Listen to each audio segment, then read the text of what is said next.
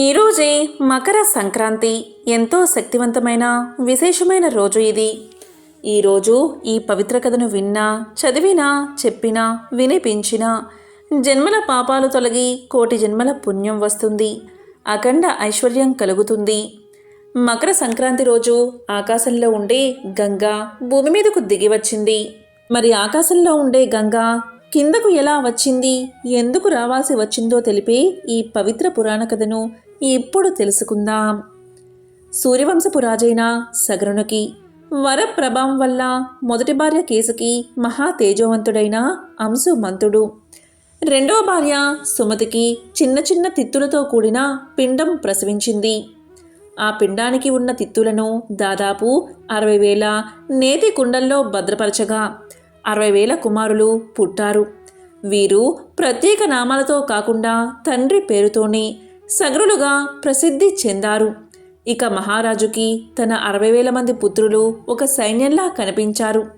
ఇక రాజ్యాన్ని విస్తరించాలి అనుకున్నాడు మహారాజు. అంతటా మహర్షుల అనుమతి తీసుకుని యాగాశ్వాన్ని వదిలిపెట్టాడు. ఆ యాగాశ్వానికి రక్షణగా తన 60,000 మంది కుమారులను పంపాడు. తాను యాగ కంకణదారుడై ఉన్నాడు. కానీ అశ్వమేధ యాగ పుణ్యఫలంతో తన ఇంద్ర పదవికి పోటీ వస్తాడేమో అని భయపడిన ఇంద్రుడు యాగం భగ్నం చేయడానికి యాగాశ్వాన్ని మాయతో పాతాళంలోని కపిల మహర్షి ఆశ్రమంలో దాచిపెట్టాడు. ఇక యాగాశ్వానికి రక్షణగా వెళ్ళిన 60,000 మంది సగరు పుత్రులు భూమండలమంతా యాగాశ్వం కోసం వెతికారు. కానీ ఆ యాగాశ్వం ఎక్కడా కనబడలేదు. ఇక తండ్రి ఆదేశం ప్రకారం భూమిని తవ్వి పాతాళంలో వెతికారు. అలా పాతాళంలో వెతుకుతున్న సగరు పుత్రులకు కపిల మహర్షి ఆశ్రమంలో యాగాశ్వం కనిపించింది. దీంతో వారు ఇతను ఎవడో మాయోపాయంతో యాగాశ్వాన్ని దొంగలించాడని అనుకుని కోపంతో కపిల మహర్షి మీదకు గోల చేసుకుంటూ పోయారు. ఆ గోలకు ధ్యాన సమాధిలో ఉన్న కపిల మహర్షి మేల్కొని వారి వంక కోప దృష్టితో చూశాడు. కపిల మహర్షి కోపాగ్నికి 60,000 మంది సగరులు భస్మమై 60,000 బూడిద కుప్పలుగా పడి ఉన్నారు. ఇక యాగాశ్వం కోసం వెళ్ళిన తన పుత్రులు ఎంతకీ రాకపోవడంతో యాగ పరిసమాప్తి కాక ఎంతో బాధపడుతున్న సగరుణ్ణి చూసి కొడుకు అయిన అసమంజసుడు ఘోర తపస్సు చేసినా సాధ్యపడలేదు. ఇక అసమంజసుడి కొడుకు అంశుమంతుడు, అతని కొడుకు దిలీపుడు, అతని కొడుకు భగీరథుడు. భగీరథుడు విషయాన్ని తెలుసుకుని యాగాశ్వాన్ని వెతుక్కుంటూ పాతాళ లోకానికి వెళ్ళి కపిల మహర్షి ఆశ్రమంలో యాగాశ్వాన్ని గుర్తించి కపిల మహర్షికి నమస్కారం చేసి ఆయన అనుమతితో యాగాశ్వాన్ని తీసుకున్నాడు. అక్కడ పడి ఉన్న 60,000 మంది సగరు కుమారుల బూడిద కుప్పలు తన పితామహులే అని గ్రహించి వారికి ఉత్తమ గతులు కలగక పిశాచాలుగా తిరుగుతూ పీడించబడుతున్నారని బాధపడుతున్నారని తెలుసుకున్నాడు.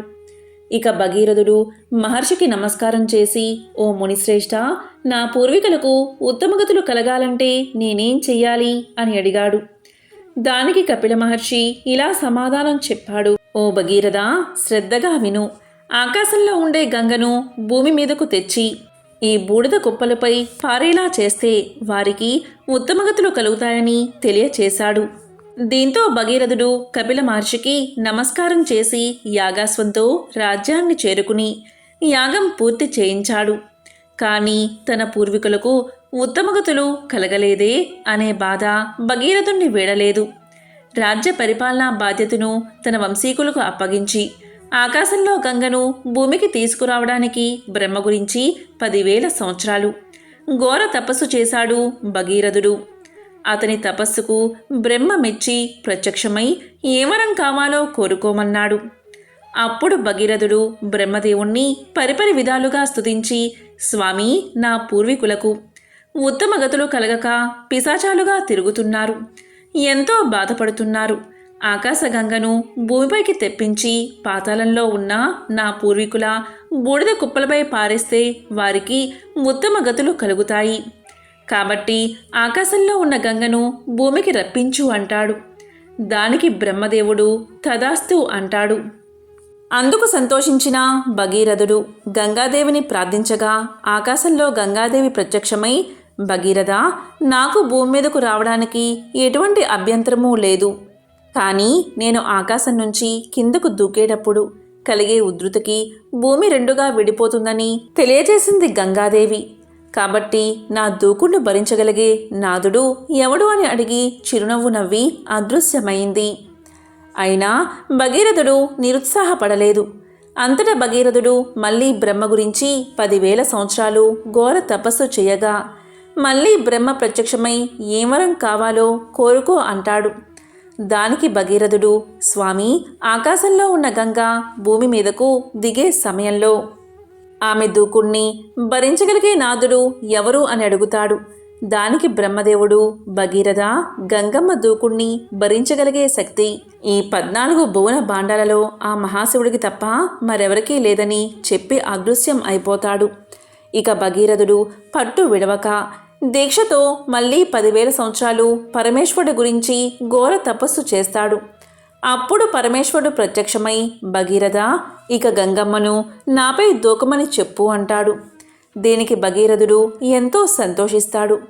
మహాశివుడు హిమవత్ పర్వతం చివర నిల్చుని తన ముడివేసి ఉన్న జటాజూటాలను విరిచి పైకి చూస్తూ ఆకాశం నుంచి భూమిని బద్దలు చెయ్యాలని వస్తున్న గంగమ్మను చిరునవ్వుతో చూస్తాడు. దీంతో నడుంపై చేతులు ఉంచి నిల్చున్న శంకరుణ్ణి పరిహాస దృష్టితో చూసిన గంగా తరంగాలుగా సుడులు తిరుగుతూ తన ఉధృతిని పెంచుకుని పరమేశ్వరుణ్ణి పాతాళానికి తొక్కాలి అనే వేగంతో శివుడి పైకి ఉరికింది. అంతటా పరమేశ్వరుడు చాపిన తన వెంట్రుకలను చుట్టి గంగను తన జుట్టులో అవలీలగా బంధించాడు. అలా మహాశివుడి జుట్టులో కొన్ని వేల సంవత్సరాలు ఆకాశం నుంచి గంగాజలం పడుతున్నా కూడా చుక్క నీటిని కూడా కిందికి పడకుండా ఆ మహాశివయ్య బంధించాడు. ఇక భగీరథుడు మహాశివుణ్ణి కరుణించమని ప్రార్థించగా ఇక ఆ మహాశివుడు ఒక సన్నని పాయను తన జటాజూటం నుంచి విడిచిపెట్టాడు. దీంతో గంగా భూమి మీదకు చేరింది. సరిగ్గా ఉత్తరాయణ పుణ్యకాలంలో మకర సంక్రాంతి రోజే గంగామాత భూమి మీదకి దిగింది. ఇక గంగామాత భగీరథుడితో ఇలా పలుకుతుంది, భగీరథ, నీ వెంట నేను వచ్చేటప్పుడు నీవు వెనక్కి తిరిగి చూడకూడదు అని షరతును పెడుతుంది. అంతటా భగీరథుడు ముందుకు సాగుతూ ఉంటాడు.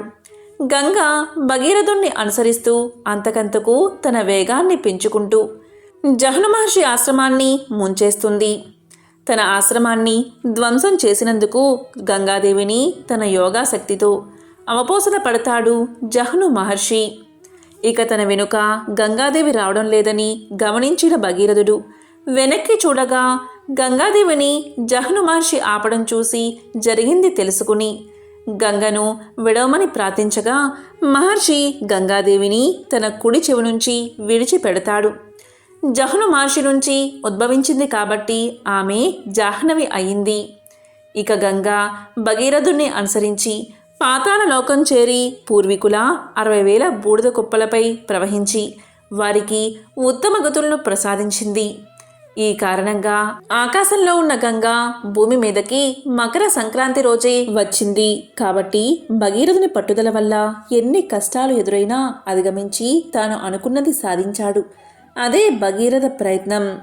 కాబట్టి ఎన్ని కష్టాలు ఉన్నా అనుకున్న పని సాధించాలంటే భగీరథ ప్రయత్నం చేసి తీరాలి. కాబట్టి ఎంతో పవిత్రమైన ఈరోజు ఈ కథను విన్నా, చెప్పినా, చదివినా జన్మల పాపాలు తొలగి కోటి జన్మల పుణ్యం వస్తుంది, భోగ భాగ్యాలు కలుగుతాయి. ఈరోజు లక్ష్మీ నరసింహ పురాణంలోని ఈ పవిత్ర కథను విన్నా, చదివినా, చెప్పినా జన్మల పాపాలు తొలగి కోటి జన్మల పుణ్యం కలుగుతుంది. మరి ఆ కథ ఏంటో ఇప్పుడు ఈ వీడియోలో తెలుసుకుందాం. పూర్వం సూత మహాముని భరద్వాజుడికి ఇలా చెప్పడం ప్రారంభించాడు. చంద్రవంశ రాజులలో సంతనుడు చాలా మంచివాడు. అతను దాన ధర్మాలు చేయడంలో ఎంతో పేరు తెచ్చుకున్నాడు. అదేవిధంగా బల పరాక్రమాల్లోనూ ప్రజలను చక్కగా పరిపాలించడంలోనూ అతనికి మంచి పేరు ఉంది. సంతనుడి మంచితనాన్ని గ్రహించిన ఇంద్రుడు అతనికి ఒక మంచి రథాన్ని బహుమతిగా ఇచ్చాడు. దానికి సంతనుడు ఎంతో సంతోషించి ఒక మంచి రోజు చూసుకుని ఆ రథాన్ని నడపాలని నిర్ణయించుకుని దాన్ని భద్రంగా రథశాలలో పెట్టాడు. సంతనుడు సాక్షాత్తు లక్ష్మీ నరసింహస్వామి వారి యొక్క భక్తుడు. ఆయన మహిమ విని శ్రద్ధాభక్తులతో నిత్యం స్వామిని ఆరాధిస్తూ ఉండేవాడు. ఒకనాటి ఉదయం ముహూర్తం బాగుందని తెలుసుకుని ఇంద్రుడు ఇచ్చిన దివ్య రథాన్ని ఎక్కాలని కుతూహలంతో త్వరగా స్వామివారికి పూజ చేసి బయటకు వచ్చాడు సంతనుడు. వెంటనే రథసాధకు వెళ్ళి రథాన్ని బయటకు తీయించాడు. ఆ రథం చుట్టూ 3 ప్రదక్షిణలు చేసి రథం ఎక్కాడు. కానీ ఆ రథం అస్సలు కదల్లేదు. ఎందుకు కదల్లేదు అని దిగాలుగా కిందకు దిగాడు సంతనుడు. రథాన్ని తయారు చేసి వారిని పిలిపించి ఇందులో ఏమైనా లోపముందా చూడండి అన్నాడు. వారు ఆ రథాన్ని మొత్తం పరిశీలించి ఏ లోపమూ లేదు ప్రభు అని సమాధానం చెప్పారు. దానికి సంతనుడు అయితే మీరు నడపండి అని చెప్పారు. వారు రథాన్ని నడిపినా అది అంగుళం కూడా కదల్లేదు. దానికి కారణం మాత్రం వారికి అర్థం కాక చేతులు ఎత్తేశారు. దాంతో సంతనుడి ఆనందం నీరు కారిపోయింది. విలవిల్లాడుతూ అంతఃపురానికి చేరుకున్నాడు. అక్కడ దిగాలుగా కూర్చుని ఇష్టదైవాన్ని పూజిస్తూ ఉండగా ఇంతలో నారదుల వారు విచ్చేశారు. నారదుడికి సంతనుడు జరిగిందంతా చెప్పాడు. సవినయంగా నారదుడికి ఆతిథ్యమిచ్చి దివ్యరథం గురించి తెలియచేశాడు. అప్పుడు నారదుడు తన దివ్య దృష్టితో జరిగింది తెలుసుకుని ఇలా పలికాడు. రాజా, దానికి కారణం మరేమీ లేదు. రథ నిర్మాణంలో ఎటువంటి లోపమూ లేదు. నువ్వు స్వామివారికి నిన్న చేసిన పూజా పుష్పాలను బయట వేశావు. నువ్వు బయటకు వెళ్ళేటప్పుడు వాటిని దాటి వెళ్ళావు. నిర్మాల్యాన్ని అంటే పూజించిన పుష్పాలను ఎవరి కళ్ళకు తగలని విధంగా ఒక మూలాన వెయ్యాలి. వాటిని దాటడం వల్ల వచ్చిన దోషం నీ రథం యొక్క గమనాన్ని ఆపింది. నీకే కాదు, నీకు రథమిచ్చిన ఇంద్రుడి కొడుకు కూడా ఇలాంటి ఆటంకమే కలిగింది. దాని గురించి చెప్తాను విను అని ఇలా చెప్పడం ప్రారంభించాడు నారదుడు. అంతర్వేది అనే పట్టణంలో రవి అనే ఒక మాలకారుడు ఉండేవాడు.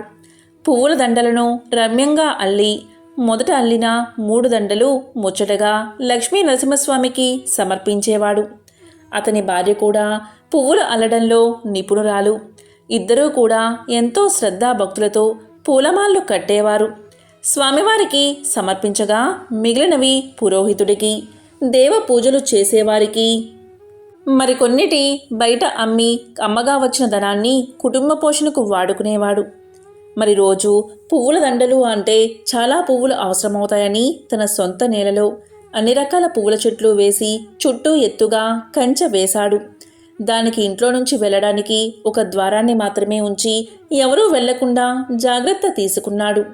ఈ విధంగా తన సొంత నేలలో మల్లె, జాజి, పొన్న, చామంతి, సంపెంగ, సన్నజాజి ఇలా రకరకాల పువ్వులను తన తోటలో వేశాడు.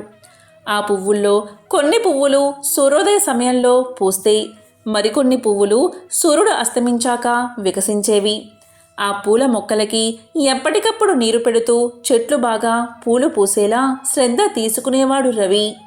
ఇలా ఉండగా ఒకరోజు వేకువజామునే లేచి స్నానాదులు ముగించుకుని పూల బుట్టలు తీసుకుని తోటలోకి వెళ్ళాడు. అక్కడికి వెళ్ళి చూసి రవి ఎంతో ఆశ్చర్యపోయాడు. ఎందుకంటే తోటలో ఒక్క పువ్వు కూడా లేదు. నిన్న రాత్రి అన్ని మొగ్గలు ఉన్నా ఉదయానికి ఒక్క పువ్వు కూడా లేకపోవడం చూసి జరిగింది భార్యకు చెప్పాడు. తోటలోకి వెళ్ళడానికి ఒక ద్వారం మాత్రమే ఉంది.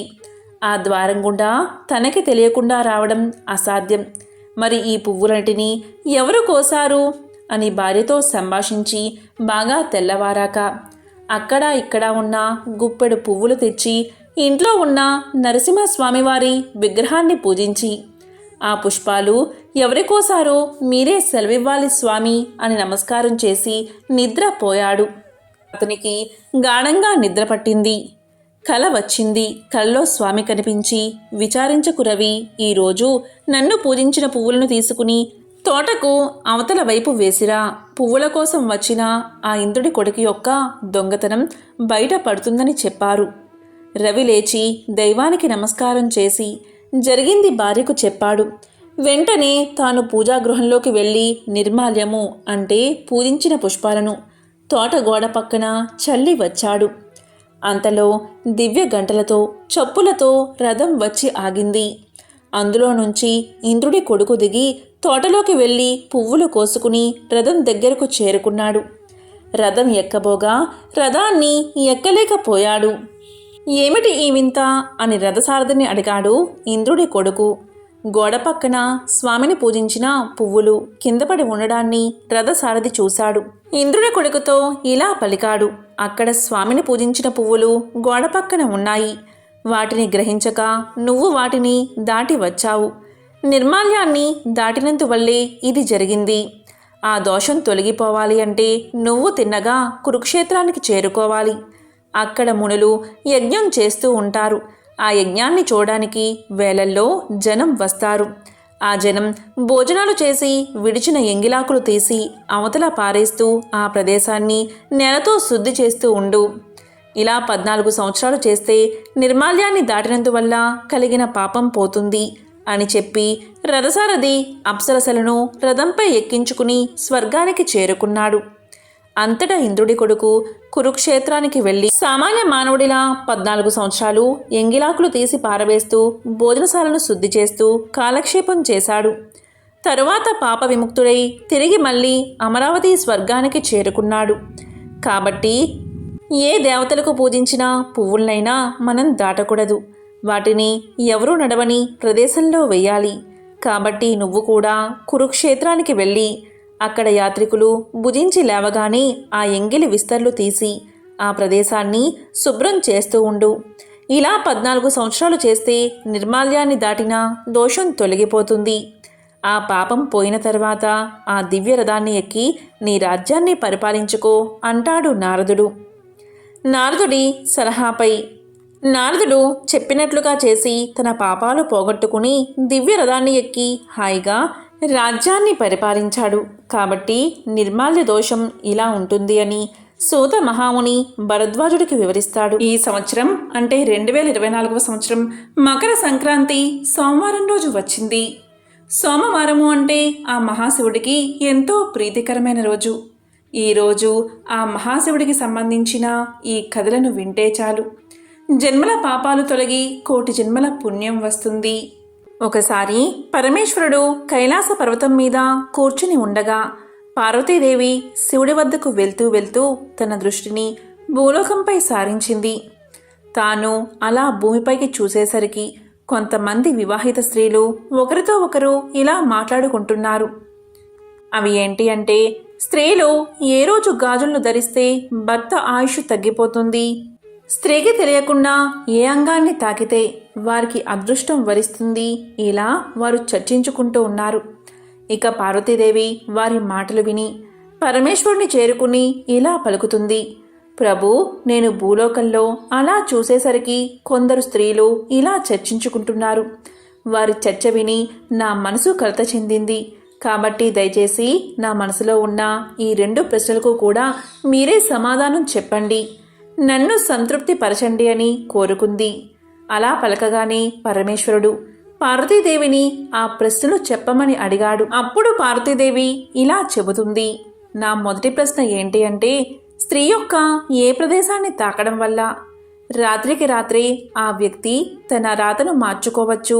అలాగే రెండవ ప్రశ్న ఏంటి అంటే, ఏ రోజున స్త్రీలు గాజులు ధరిస్తే భర్త ఆయుష్ తగ్గుతుంది అని అడగ్గా పరమేశ్వరుడు ఇలా చెప్పడం ప్రారంభించాడు. పార్వతి, చూడు, నీవు అడిగిన 2 ప్రశ్నలకి కూడా నేను ఒక చిన్న కథ ద్వారా సమాధానం తెలియచేస్తాను. కాబట్టి శ్రద్ధగా విను అంటూ ఇలా చెప్పడం ప్రారంభించాడు. ఒక నగరంలో ఒక ధనవంతుడు నివసిస్తూ ఉండేవాడు. అతను చాలా ధనవంతుడు. తన దగ్గర ఇల్లు, వాహనాలు, ధనం, ధాన్యం దేనికి కూడా ఎటువంటి కొదవ లేదు. ఆ ధనవంతుడికి 3 కొడుకులు ఉన్నారు. కొడుకులు 3కి వివాహం జరిగింది. కోడళ్ళు 3 కూడా అత్త మామలను తమ కన్న తల్లిదండ్రుల్లాగా చూసుకునేవారు. భర్తలను ఎంతో ప్రేమతో అన్యోన్యంగా చూసుకునేవారు. వారికి సేవలు చేస్తూ ఉండేవారు. అందువల్ల ఆ ఇల్లంతా కూడా చాలా సంతోషకరమైన వాతావరణంలో ఉండేది. కానీ ఆ ధనవంతుడు పెద్ద కుమారుడు మాత్రం దుష్ట స్వభావం కలిగినవాడు. అతను ఎప్పుడూ కూడా తల్లిదండ్రులతో గొడవ పడుతూనే ఉండేవాడు. అందువల్ల ఆ ధనవంతుడు తన ఆస్తిని తన పెద్ద కొడుక్కి మాత్రం ఇవ్వలేదు. మిగిలిన ఇద్దరికి, ముగ్గురు కోడళ్లకు తన ఆస్తిని సమానంగా పంచిపెట్టాడు. కానీ ఆ ధనవంతుడు మాత్రం ఎప్పుడూ కూడా తనకు కూతురు లేదు అని బాధపడుతూ ఉండేవాడు. ఆ ధనవంతుడు ఎప్పుడు గుడికి వెళ్ళినా కూడా, నాకు కూతురు ఉంటే బాగుండు, నాకు అన్నీ ఇచ్చావు, కానీ కూతుర్ని మాత్రం ప్రసాదించలేదు అని దేవుడికి మొరపెట్టుకునేవాడు. నాకే గనుక ఒక కూతురు ఉంటే నా మనసులో ఉన్నదంతా నా కూతురుతో చెప్పుకునేవాడిని, ఆమెను ప్రేమగా చూసుకునేవాడిని అని ఎప్పుడూ కూడా భగవంతుడి దగ్గర చెప్పుకుని బాధపడేవాడు. ఒకసారి అతడు రాధాదేవి గుడి దర్శనానికి వెళ్ళాడు. ఆ ఇంటికి సమీపంలో ఉన్న రాధాదేవి గుడి దర్శనానికి ప్రతిరోజు కూడా వెళ్తూ ఉండేవాడు ధనవంతుడు. ఒకసారి అలా వెళ్ళినప్పుడు ఒక సాధువు అక్కడికి వచ్చాడు. అప్పుడు ఆ సాధువు ధనవంతుడిని చూసి ఇలా పలుకుతాడు, చూడు నాయనా, నీ ముఖంలో ఎందుకు విచారం కనిపిస్తుంది అని అడుగుతాడు. అప్పుడు ధనవంతుడు ఇలా సమాధానం చెప్తాడు, స్వామి, నాకు జీవితంలో దేనికి ఎటువంటి లోటు లేదు, కానీ నాకు కూతురు లేదు, అందుకే నా విచారం అని చెప్పగా సాధువు ఇలా పలికాడు, నీవు జీవితంలో ఏదైతే లేదు అనుకుంటున్నావో ఆ స్థానంలో నీవు భగవంతుడిని ఊహించుకో. ఆ స్థానంలో భగవంతుడిని ఉంచి చూడు. అప్పుడు నీ జీవితం ఎంత సుఖమయం అవుతుందో, నీ మనసు ఎంత తేలిక అవుతుందో నీవే చూడు అని చెప్పాడు. అప్పుడు ఆ ధనవంతుడు ఇలా పలుకుతాడు, స్వామి, మరి దానికోసం నేనేం చెయ్యాలి అని అడుగుతాడు. అప్పుడు ఆ సాధువు ఇలా పలుకుతాడు, నీవు నీ కూతురు స్థానంలో ఆ రాధాదేవిని అంగీకరించు అని పలకగా ధనవంతుడికి సాధువు చెప్పిన మాటలు నచ్చుతాయి. అప్పుడు ఆ ధనవంతుడు ఆ రోజు నుంచి రాధాదేవిని తన కూతురిగా చేసుకున్నాడు. రాధాదేవి యొక్క చిత్రపటాన్ని తన గదిలోనే పెట్టుకున్నాడు. ఆ రోజు నుంచి ఆ ధనవంతుడి జీవితం పూర్తిగా మారిపోయింది. నిద్ర లేచినప్పటి నుంచి కూడా అతను రాధను తన కుమార్తెగా భావించి ఆమెతో మాట్లాడడం ప్రారంభించాడు. అంతేకాదు, ఆ ధనవంతుడు తన కుమార్తెగా భావించి ప్రతి విషయాన్ని కూడా రాధాదేవికి చెప్పుకునేవాడు. అతను ప్రతిరోజు దుకాణానికి వెళ్లే ముందు రాధకు ప్రసాదాన్ని అందించి సాయంత్రం తిరిగి రాగానే రాధకు పాదాభివందనాలు చేసి ఆమెతో మాట్లాడి ప్రసాదాన్ని అందించిన తర్వాతే తాను భోంచేసి నిద్రపోయేవాడు. ఇలా అతను ఉన్నప్పటి నుంచి ఆ ధనవంతుడు ఎంతో ఉల్లాసంగా ఆనందంగా ఉంటూ ఉండేవాడు. ఎవరైనా అతన్ని నీకెంతమంది పిల్లలు అని అడిగితే నాకు 3 కొడుకులు, 3 కోడళ్ళు, 1 కూతురు అని చెప్పుకునేవాడు. ఒకరోజు ఆ ధనవంతుడి ఇంటికి గాజులు వేయడానికి గాజులు వేసే ఆమె వచ్చింది. కానీ ఆ రోజు మంచి రోజు కాదు. అది అశుభం అని భావించిన రాధాదేవి తన మాయతో గాజులను నల్లగా మార్చేసింది. నల్లగా మార్చేసరికి ఆ గాజులు ధనవంతుడి యొక్క కోడళ్లకు నచ్చలేదు. దానివల్ల వారు గాజులు వేయించుకోలేదు. దాంతో గాజులు వేసే ఆమె తిరిగి వెళ్ళిపోయింది. 2 రోజుల తర్వాత అదే గాజులు అందంగా కనిపించాయి. అలా గాజులు వేసే ఆమె 2 రోజుల తర్వాత గాజులను మళ్ళీ తీసుకువచ్చింది. దీంతో 3 కోడళ్ళు కూడా గాజులు వేయించుకున్నారు. తరువాత రాధాదేవి కూడా ఆమెతో గాజులు వేయించుకుంది. గాజులు వేసే ఆవిడ రాధ రూపాన్ని చూడగానే మనసులో ఇలా అనుకుంది, ఈమె ఎవరు, ఎంత అందంగా ఉందో, ఎవరైనా ఇతని ఇంటికి అతిథులై వచ్చారేమో అని మనసులో అనుకుంది. ఎందుకంటే తాను ఎప్పుడు ఇంటికి వచ్చినా కూడా ధనవంతుడి 3 కోడళ్ళు మాత్రమే కనిపించేవారు. వారు మాత్రమే గాజులు వేయించుకునేవారు. అయితే ఈరోజు 4వ వ్యక్తిని చూసింది. అతిథి అయి ఉండవచ్చు అనుకుంది. గాజులు వేసే అమ్మాయి గాజులన్నీ వేసిన తర్వాత యథావిధిగా డబ్బులు తీసుకోవడానికి ధనవంతుడి యొక్క దుకాణానికి చేరుకుంది. అప్పుడు ధనవంతుడు గాజులు వేసే ఆమెను చూడగానే ఎప్పటిలాగే 3 కోడళ్లకు గాజులు వేసినందుకు డబ్బులు ఇచ్చేశాడు. మీరు 3కి వేసినందుకు మాత్రమే డబ్బులు ఇచ్చారు, కానీ నేను 4కి గాజులు వేశాను అని చెప్పింది ఆమె. దానికి ధనవంతుడు ఇలా పలికాడు, నా ఇంట్లో 3 కోడళ్ళు మాత్రమే ఉన్నారు, 4వ వ్యక్తి ఎవరూ లేరు. నీవు ఎవరికి గాజులు వేశావు అని పలుకుతాడు. దానికి ఆమె, నేను నలుగురికి గాజులు వేశాను అని చెప్పింది. ఆ మాటలు విన్న ధనవంతుడు ఇలా పలుకుతాడు, సరే, నీవు ముగ్గురికి గాజులు వేసినందుకు డబ్బులు తీసుకుని వెళ్ళు. నేను ఇంటికి వెళ్ళి ఆ నాలుగో వ్యక్తి ఎవరో కనుక్కుని తరువాత నేను నీకు ఆ గాజులకు డబ్బులు ఇస్తాను అని చెప్పగా ఆమె ఇంటికి వెళ్ళిపోతుంది. సాయంత్రం ధనవంతుడు ఇక దుకాణాన్ని మూసేసి ఇంటికి వెళ్ళి గాజులు వేసే ఆమె గురించి అడిగాడు. అప్పుడు కోడళ్ళు, మేము ముగ్గురు మాత్రమే గాజులు వేయించుకున్నాము అని సమాధానం చెప్పారు. ధనవంతుడికి ఏమీ అర్థం కాక చాలాసేపు ఆలోచించాడు. నాలుగో వారు ఎవరూ కనిపించలేదు. కానీ అక్కడ గాజులు వేసే ఆమె ఈ విషయాన్ని అంగీకరించడానికి సిద్ధంగా లేదు కదా. నలుగురికి గాజులు వేశానని చాలా ఖచ్చితంగా చెప్తుంది అని అనుకుంటూ ఆలోచిస్తూ చాలాసేపు ఆలోచించి కొంతసేపు తర్వాత ధనవంతుడు ఈ విషయం మర్చిపోయి తన పనిలో తాను నిమగ్నమైపోయాడు. ప్రతిరోజులాగే రాధకు ప్రసాదాన్ని పెట్టి తర్వాత తాను భోంచేసి నిద్రపోయాడు. ఇలా ధనవంతుడు నిద్రలోకి జారుకోగానే రాధాదేవి అతని కల్లో కనిపించింది. రాధను చూడగానే ధనవంతుడి కళ్ళల్లో నీళ్లు తిరిగాయి. అప్పుడు రాధవైపు చూసి, ఎందుకు విచారంగా ఉన్నావు అని అడిగాడు. అప్పుడు రాధాదేవి ఇలా చెప్తుంది, నాన్నగారు, ఈరోజు నేను చాలా బాధగా ఉన్నాను. ఇది మా నాన్నగారి ఇల్లు అని తెలిసి నేను గాజులు వేయించుకున్నాను. కానీ నానా, నీవు నా గాజులకు వెలకట్టలేదు.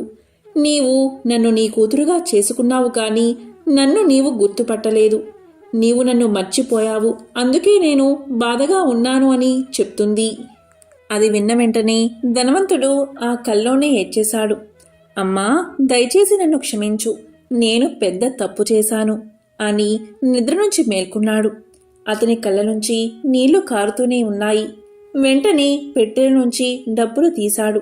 గాజులు వేసే ఆమె ఇంటికి వెళ్ళి వాళ్ళ తలుపులు తట్టాడు. గాజులు వేసే ఆమె తలుపులు తీసి ధనవంతుణ్ణి ఇంట్లోకి రమ్మని పిలిచింది. ఇంట్లోకి వెళ్ళగానే ధనవంతుడు జరిగిందంతా ఆ గాజులు వేసే ఆమెకు చెప్పాడు. నీ అంత అదృష్టవంతురాలు ఈ ప్రపంచంలో ఎవరూ ఉండరు. రాధాదేవిని నా కూతురిగా చేసుకున్నాను, కానీ నేను నా కళ్ళతో ఆమెను ఎప్పుడూ చూడలేదు. కానీ ఈరోజు నీవు రాధాదేవి చేతులకు గాజులు వేశావు. నీవు ఎంత అదృష్టవంతురాలివి. నా కుమార్తె ధరించిన గాజులకు మూల్యాన్ని చెల్లించడానికే ఇక్కడికి వచ్చాను. స్వయంగా గాజులు వేసే అదృష్టం నీకు కలిగింది అని పలకగానే గాజులు వేసే ఆమె, నేను రాధాదేవికి వేసిన గాజుల కోసం డబ్బులు ఎలా తీసుకుంటాను? ఇలాంటి అదృష్టం ఎవరికీ లభించదు. నాకు లభించింది కాబట్టి నా చేతులతో గాజులు వేశాను, కాబట్టి నేను డబ్బు తీసుకోను అని చెప్పింది. అప్పుడు ఆ ధనవంతుడు ఒప్పుకోకుండా ఆ డబ్బుల సంచిని ఆమె ఇంట్లోనే వదిలేసి ఇంటికి చేరుకున్నాడు. అక్కడి నుంచి రాగానే రాధాదేవి గుడికి చేరుకున్నాడు. అన్నిటినీ వదిలేసి సన్యాసం తీసుకుని రాధాదేవి గుడిలోనే రాధకు సేవలు చేస్తూ తన జీవితాన్ని గడపడం ప్రారంభించాడు. ఇక భార్యను వదిలేసి ధనవంతుడు గుడిలోనే కాలక్షేపం చేస్తూ ఉండేవాడు. ఇక రాధాదేవి ఒకసారి ఆ ధనవంతుడి యొక్క పెద్ద కొడుకు కల్లో కనిపించి ఈ విధంగా చెప్పింది, నీవు నీ తల్లికి ఎప్పుడూ కూడా ఎటువంటి సేవ చేయలేదు. అందువల్లే నీ పరిస్థితి ఈ విధంగా మారింది. ఈ రోజు నుంచి నీ తల్లి పాదాలు తాకడం ప్రారంభించు. రాత్రికి రాత్రే నీ విధిరాత ఎలా మారుతుందో నీవే చూడు అని పలికింది రాధాదేవి. రాధాదేవి మాటలు విన్న పెద్ద కొడుకు ప్రతిరోజు కూడా తన తల్లి పాదాలను తాకేవాడు. అలాగే తల్లికి సేవలు చేసేవాడు. మెల్లిమెల్లిగా అతని దురదృష్టం మొత్తం తొలగిపోయి ధనవంతుడు అయ్యాడు.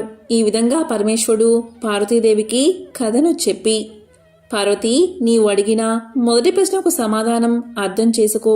నీ మొదటి ప్రశ్న ఏంటి అంటే, స్త్రీ యొక్క ఏ అంగాన్ని తాకడం వల్ల రాత్రికి రాత్రి వారి జీవితం మారిపోతుందో అని అడిగావు.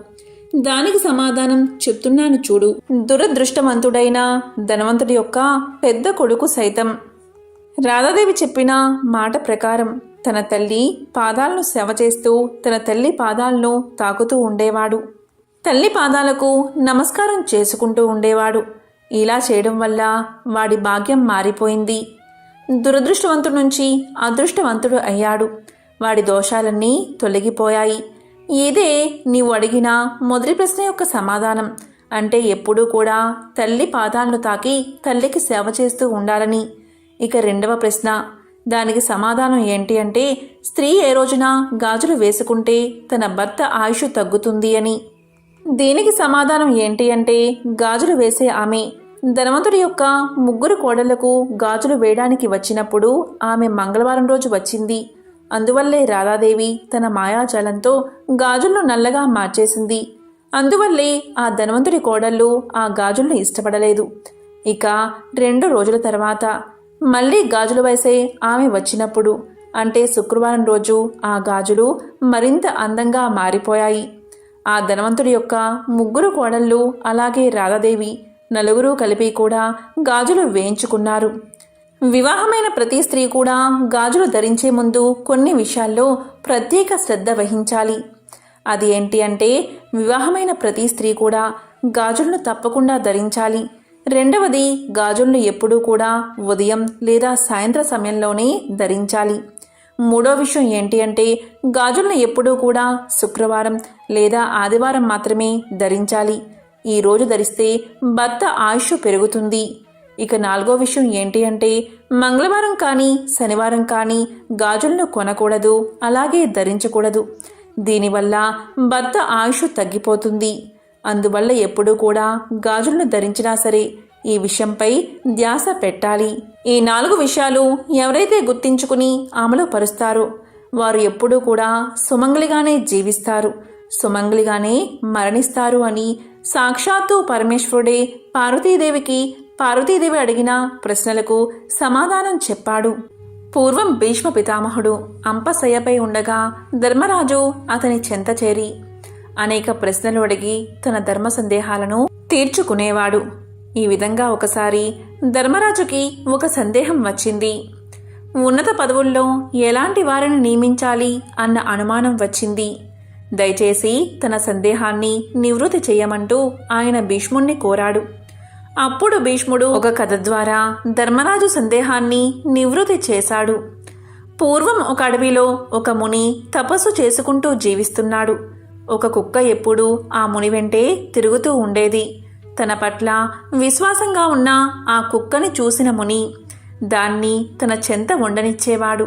వీరి అనుబంధం ఇలా కొనసాగుతూ ఉండగా ఒకరోజు ఆ కుక్క ఒక పులి కంటపడింది. అంతే ఆ పులి తన పంజా విసురుతూ కుక్కని బలిగొనబోయింది. వెంటనే ఆ కుక్క పరుగున పోయి మునీశ్వరుడి వెనుక నక్కింది. తన్ని నమ్ముకున్న కుక్క ఆ పులి కంటే బలహీనంగా ఉండడం వల్లే కదా దానికి ఆపద కలిగింది అనుకున్నాడు మునీశ్వరుడు. దాంతో ఆ కుక్కను పులిగా మార్చేశాడు. ఆ ఘటన చూసిన పులి భయపడి గిర్రున వెనక్కి తిరిగి పారిపోయింది. కానీ పులిగా మారిన కుక్క జీవితం అక్కడ్నుంచి సురక్షితంగా ఉందని చెప్పుకోవడానికి లేదు. ఎందుకంటే మరొకసారి దాని మీదకి ఒక ఏనుగు దూసుకొచ్చింది. యథాప్రకారం పులి రూపంలో ఉన్న కుక్కను ఏనుగులా మార్చేశాడు ఆ మునివర్యుడు. ఇలా ఏ జంతువు దాడి చేసినా తన దగ్గర ఉన్న కుక్కను అంతకంటే బలమైన జంతువుగా మార్చసాగాడు ముని. అలా బెబ్బుల్లా మారిన కుక్క ఒకరోజు బోర విరుచుకుని అడవిలో తిరగసాగింది. ఇక తన మీద దాడి చేసేంతటి శక్తి మరో జంతువుకి లేదన్న నమ్మకంతో నిర్భయంగా సంచరించసాగింది. కానీ అలా తిరుగుతూ ఉండగా దాని మనసులో ఒక ఆలోచన మొదలైనది. మునివర్యులు నా మీద జాలి చూపారు కాబట్టి నన్ను అన్నిటికంటే శక్తివంతమైన జంతువుగా మార్చారు. అంతవరకు బాగానే ఉంది. కానీ రేపు మరో జంతువు ఏదన్నా మునీంద్రుణ్ణి శరణు వేడితే నా పరిస్థితి ఏమిటి? అప్పుడు నాకంటే బలమైన జంతువు ముందు తల వంచాల్సిందే కదా అనుకుంది అది.